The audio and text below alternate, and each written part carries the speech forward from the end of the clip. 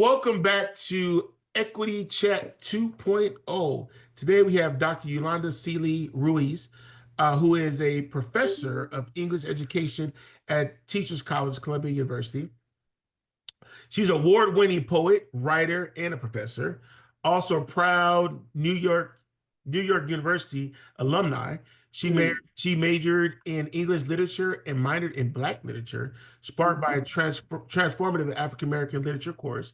After early roles in marketing at the New York Times and Business Week, she became a NYU's first Black female marketing manager at the School of Continuing Education while teaching at night and earning a master's at Teachers College. She witnessed systematic inequities in education, prompting her to pursue a PhD in English education at NYU, which she completed in just 3 years. There's a lot in your bio to talk about yourself, but I have so many questions as well. So I'm gonna jump right into it. You doing all right? I'm doing great. And just thank you for having me. And thanks for that intro, Keith, because it kind of took me down memory lane. You know, sometimes we forget, we do so much and we forget how we started. So thank you for that. So why don't you take us down memory lane? What do you remember most about your childhood? Oh, you know, growing up in the South Bronx, Keith, during the 1980s. And it was both an intense time of struggle and sacrifice on behalf of our parents, but it was also a beautiful time that we were alive through music and through dance. So being part of the hip hop generation, like literally in the Bronx, where it began, that's what I remember most. And as a child, you don't always lean to the struggles, right? My mind is on being with friends, listening to music, hanging out, and the joy that we had in being together. So that's my most profound memory. I'm so grateful to have been raised in the South Bronx and grew up during that era. It has prepared me for life in so many ways. Is it, for me, I'm from Compton. I work at Compton College, so it's always sentimental every day when I drive into work, remembering my childhood. But being from the New York area, being able to work in the New York area, impact the education in the New York area, it must hit a little bit different, Ah, right? right on. I mean, and thank you for sharing that you're from Compton, you're still in Compton doing the work. It does hit. And I will tell you, I was just in the Bronx a few weeks ago, and my work more and more is taking me what I call home, back home, to work with my sister's keeper and my brother's keeper and the young people. I'm in Brooklyn too, but when I go back to the Bronx, Keith, it's just, there's something alive that comes in me because I'm seeing directly who I was and I'm seeing myself in these young women. And it's humbling and it's beautiful. So as you engage in equity-focused work, what is your walk-up song or anthem? What is that thing that just gets you motivated? Listen, I just told you that I am a child of the hip hop movement. Very easy in my mind, even if they're not playing it, is Public Enemy's Fight the Power. Period. Period. More contemporary, I have to tell you that Kendrick's, I know it was all about his battle with Drake, but They Not Like Us, more and more and more, Keith, we see They Not Like Us. So that's my anthem. Like if I'm gonna be on stage and someone has like my mood music, They Not Like Us or Fight the Power. It depends on the keynote I'm delivering and who the audience is, but that's what's etched in my mind. That keeps me, those songs keep me going. Yeah, what's interesting too is that for me as well, but I think what's interesting is how much music impacts us, right? Yes, yes, yes. You know what, Keith? I was going to say to you, I think in soundtracks.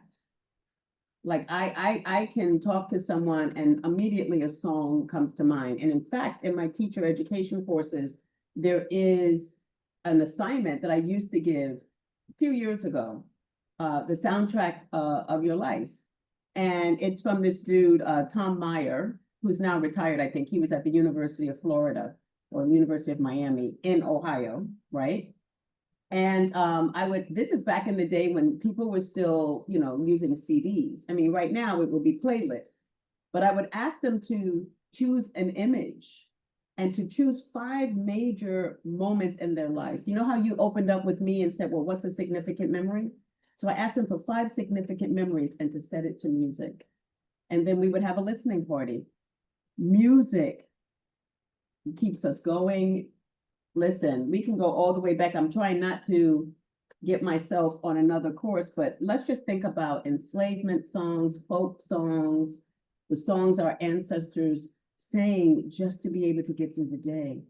The music of our movements, Keith, whether it's from the 60s or the 50s when we started pushing back and protesting. Well, we've been protesting all our lives, but the soundtrack of the movement, you know, Curtis and Lord have mercy, the OJs.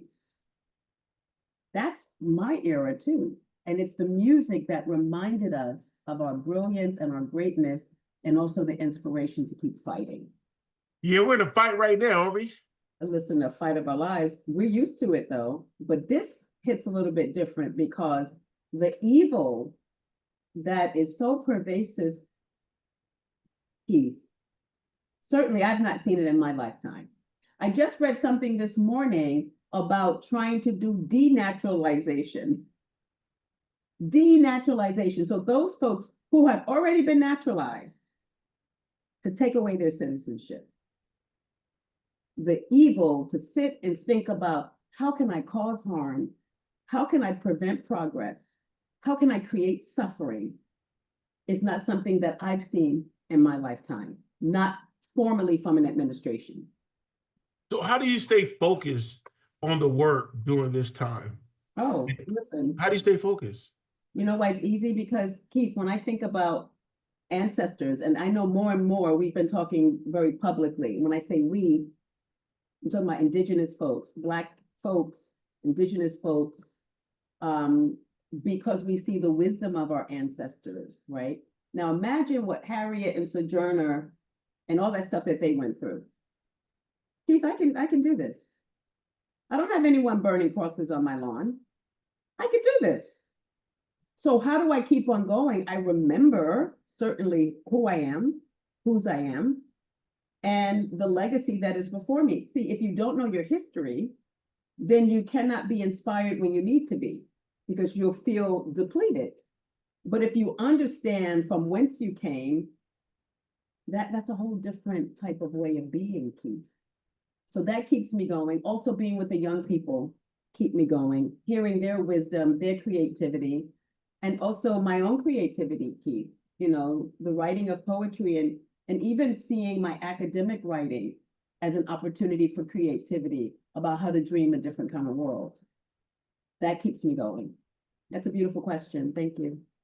So let me ask you a question about racial literacy in teacher education. Tell a little bit about that in your work.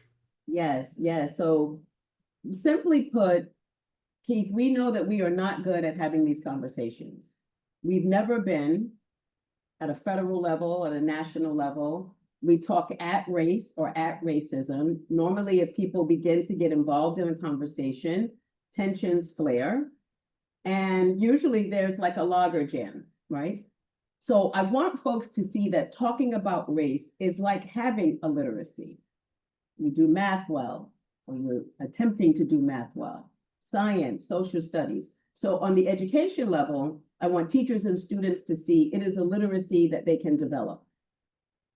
On another level, in terms of in business and organizations, that is also a literacy skill that needs to be developed if they're going to be able to move forward in the world that we're in a positive way. So to have this literacy is to also be able to have constructive conversations, but also honest conversations. So that's the idea behind racial literacy. It's not my idea. It was initially jump-started by Frances Wendance Twine, a sister who's Cree and sociology, Cree and Black, so an indigenous Black sister. And she's in the field, was in the field of sociology. She still is practicing. And then Lonnie Guinier, God rest her soul, who would have been the first Black Secretary of Education under the Clinton administration, you know, but this world wasn't ready for her. she brought racial literacy into the legal field. So we have the language and sociology starting then in the legal field, and then it was brought in education around 2005, 2006 by these two literacy scholars, Rebecca Rogers and Melissa Mosley. And if you have an understanding of it, which is just to have constructive conversations, Keith, you'll see racial literacy in every field, in social studies, in science, and in math. That's the hope. Do you when you approach this work, who are you learning from? Like, who are you learning with, and who are you partnering with? So my contemporaries are, and also my great friends, Doctors Bettina Love, Dr. Golden Muhammad. The generation before that deeply have learned and continue to learn from Dr. Gloria Ladson Billings. Certainly the work of Dr. Geneva Gay, James Anderson. There's so many. And that's one thing that, because racial literacy is very much connected, Keith, to culturally responsive education. And before culturally responsive education, we have our multicultural education movement. James Banks, his wife, Cherry McGee Banks, folks like Sonia Nieto, right? So those from the multicultural education movement inspired the culturally relevant, culturally responsive, cultural sustaining movement, which for me, my inspiration comes from them as I pull the conversation into racial literacy, so that we're talking about culture and we're talking about race, knowing that both are interconnected. Let me ask you a question that's off the script. If as leaders, as higher education leaders, and the work that you're doing right now, what could, at the community college or at the four-year college universities, how could we support racial literacy and the advancement of this work? What are some things that we could do as leaders that can help the field? Yes, Keith, thank you. First and foremost, and it might sound simple, but it's hard. Folks have to do the self-work. And what I mean by that, Keith, is yes, you have learned to be a leader. You're reading leadership books. You might be going to leadership conferences. You are sitting in the seat of a leader where you have to make these decisions. But oftentimes, leaders are not pausing or having the opportunity to pause to see actually where race issues, class issues, gender issues live within them. You know, because you're in a position of a leadership, doesn't mean that you don't suffer from these kind of human issues of bias, whether it's implicit or explicit. So when I talk about doing the self-work, part of that is this thing I'm calling the archeology of self, right? Which is within the racial literacy model. But the truth of it is, Keith, that we cannot move forward with racial literacy or culturally responsive education, or I think even effective leadership, if we don't take time to really examine our own biases and work at removing them. Because even if you have worked towards eradicating bias for a particular group, there's another group that you have to serve that you need to find out, well, how do I really feel about them? And then getting this political pressure, if you've not really done that deep self-work, and the political structure is telling you, you've got to do this, we see how people are caving. But we'll also see how people, like the University of Virginia president, said, no, I will not do what you want me to do. I will step down from my position as president. So for me, that signals a person that has done some self-work, that understands their own integrity, what they will do and will not do. Now, I don't know his financial situation. Everybody's in different situations. Some people feel, I can't walk away from this job. If you hold on to that and you know that what you're doing is harming people, how do you reconcile that? How do you do that? So, you know, I want folks to do the self-work. And if you decide to stay, Keith, do the self-work at least to know that you are making this decision and that there are moral and spiritual implications for the decisions that you make. No one's neutral. We can't, here's the thing, we cannot claim neutrality. And particularly if you're a leader, my God, you have so much pressure on you. You have to be fully present with every decision that you're making. So my hope is racial literacy, and through that, this kind of archaeological digging of the self, doing an archaeology of your leadership. What do you really believe a leader is, particularly in this time?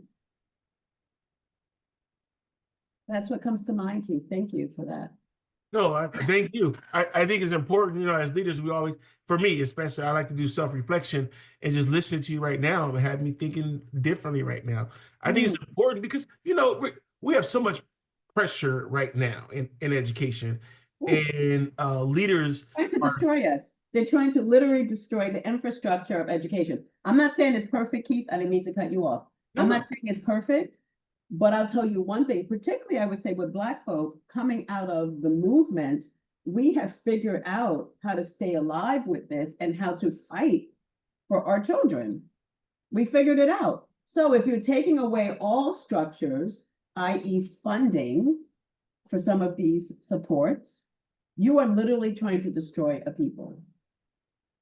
When you try to take away how they learn, what they learn, because we know in this country and other countries, the education is the piece to advancement. So one of the things that I put out that I'm thinking about right now as a leader, and you mentioned how you learn and what you learn, is really, I've been looking at data for years, and I've been struggling with data regards to particularly students of color success in higher ed. And even before this administration, our students have continued to struggle. And now what's currently happening, I think it's going to just continue to be a tug of war regards to education and the rights of education. How do we do that? And so what I struggle with right now in trying to educate leaders is how to stay focused on the work and what really matters. Because at the end of the day, for me, it goes right back to outcomes, right? And so how do we continue to talk about student outcomes, but also at the same time talk about the importance of racial equity, racial literacy? Like, how do you continue to keep that at the forefront of the conversations, even though the conversation is about student outcomes? No, I mean, Keith, it's both and, right?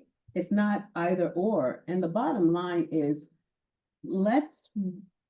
as Cynthia Dillard would say, and this is a Sankofa principle too, right? Looking back to go forward, but Cynthia Dillard talks a lot about remembering. And one thing that we have, Keith, I think, is amnesia. I think we suffer from historical amnesia in this country. And I think particularly in education, and I'm not an educational leader, so please, not in the traditional sense that I'm running a college, that, I'm a program director in my program at school, but I'm not running a college. I'm not responsible in the way, let's say, Keith, you and others that you inspire. However, whatever our position is, whatever our sphere of influence is, we have to remember how we got the way that we are. We have to remember what is the story behind those numbers. And the truth of the matter is the education system, higher ed, lower ed, was never meant for the success of Black and brown children, period. I'm not saying it. Look at the work of Larry Cuban. Look at the work of some of our historians. Everything has been a fight. But what we did know how to do well, I'm talking about Black folks for the moment, were our freedom schools. And the things that we did well, always in some ways were under attack, right? So if you're trying to do your best and you know that you have a model, Mary McLeod Bethune, freedom schools, there is a model of deep success for Black children. And I hate to say it, but during integration, where we had to be quote unquote under the same system, is when all of these struggles began. Now, how, Keith, can we put somebody on the moon and try to figure out all these cures for diseases, and we can't figure out how to educate Black and brown children with equity? So let's remember what this country was built on. Let's remember those leaders that when they do try to make a difference and build something, they often are ostracized. They are often pulled into the status quo. And that is by design. So we have to always keep, to answer your question, the conversation about race inequity at the forefront because it was never intended to be so. So we have to remember what we're operating within. And like you said, Keith, what are our actual goals? And keep on moving towards that. But we can't suffer from amnesia, because when we have amnesia, then we think, oh, the communities just don't want to do it. Oh, it's them. It's not the structure. No, it's very much the structure. And we also have historical receipts how we've had success within the structure. So maybe we need to do a little bit more, build our historical literacy for leaders to be inspired on how things have been done in the past successfully. So this ties into your last response, ties into this question. We all have a vision of the future of what we all have a vision of the future we want to live in. What is your freedom dream for teacher education, and what gives you hope for its future? Oh, that's a heck of a question, ain't it? It's a heck of a question, and it's beautiful, and it's what I think about all the time. And I think, Keith, for me, if I can show up in a classroom where I don't have to have diversity and equity in the title of my class, like I could talk about teaching children, that's part of my dream. Because then I know that there's some level of seeing our children in their full humanity, and not by what this society has done to them, and not by the beautiful, color of our skin and all the beautiful things that come with that, but just being a kid in school and having an opportunity to have access to what everyone else has without a special program, without teachers having to be specially equipped for urban environments.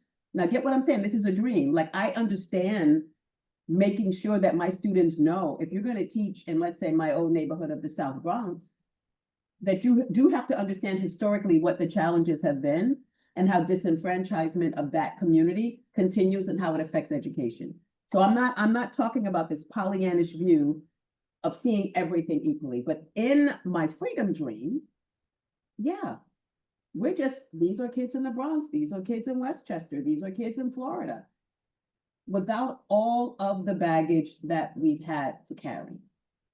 That's my freedom dream. And that Black children and Latino children can show up in their full beauty and not be worried about their mannerisms being looked at as a deficit or being looked at as breaking the code of conduct in the school. So my freedom dream is that children really are free. And we know, depending on some of their age levels, they have to have freedom to move, Keith. They will blurt things out of their mouths. They are figuring out relationships. Can this happen without zero tolerance policies ready to suspend them and all of the surveillance, particularly that Black and brown bodies experience? That's my freedom dream. My freedom dreaming is that Black and brown children can be loved and seen as fully human in the way that freedom schools did before there was integration.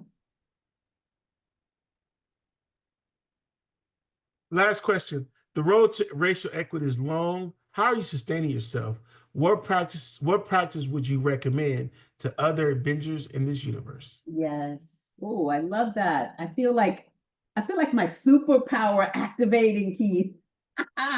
Listen, we are superheroes in many, many ways. I just read the other day that a hero is someone who recognizes her wounds, heals from them, and then teaches another to do the same. So in so many ways, you as a leader, I feel like you're likely doing that to the leaders you inspire. You have your own wounds, I imagine, as a Black man leader in this field, in this country. And yet the Equity Avengers, for me, in some ways, a space of healing. So that's what I would recommend. Number one, the self-work. What needs to be healed? Or what is causing you pain, right? And to find someone or someones or places where you can work on your healing. And that's a long journey. And that's what I've been doing. And the partnership that has made the most difference for me in my healing journey actually came from a former student, Dr. Angel Acosta, who has since graduated with his doctorate and opened up the Acosta Institute. And I work with leaders in schools and teachers about their own self-healing. And that if they're healed, they walk into the classroom or the school building, Keith, in a very different way. So that's what I would say to the Equity Avengers listeners and watchers. Take a moment of pause for yourself and ask what needs to be healed or what is hurting you, and make sure you interrupt that hurt, because you will carry it over in your leadership, in your teaching, and also in your personal relationships. So Keith, I want people to be whole. I want them to be well. And that's the journey that I've been on. And I would say that I'm healing, and I am also free.